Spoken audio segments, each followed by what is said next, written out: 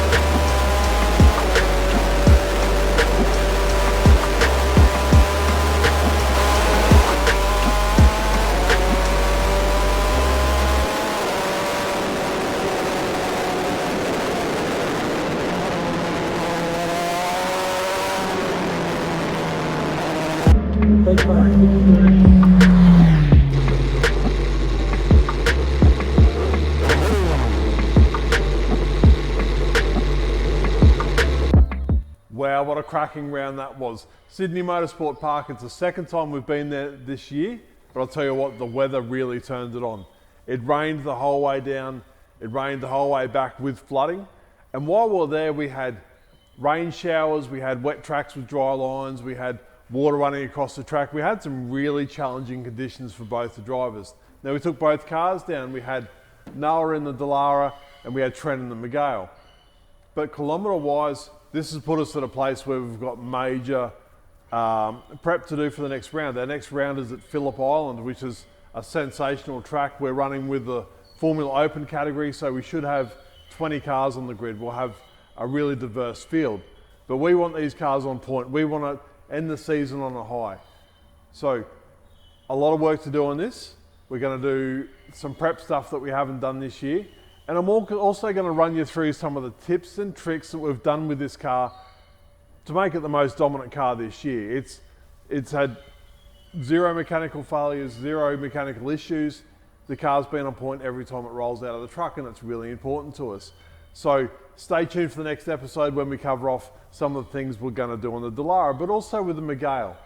Trent drove it really well, but we didn't quite have the balance we're looking for. Not only that, we've got a misfire in it somewhere, and there's a small electrical issue, so we've really got a whole lot of work to do. So stay tuned for the next episode, and we'll cover off the prep for Phillip Island. It's going to be a big episode. We're going to do a lot of stuff you haven't seen, and we're going to cover off both cars. So thanks for watching. Subscribe if you haven't subscribed, and definitely stay tuned for the next episode.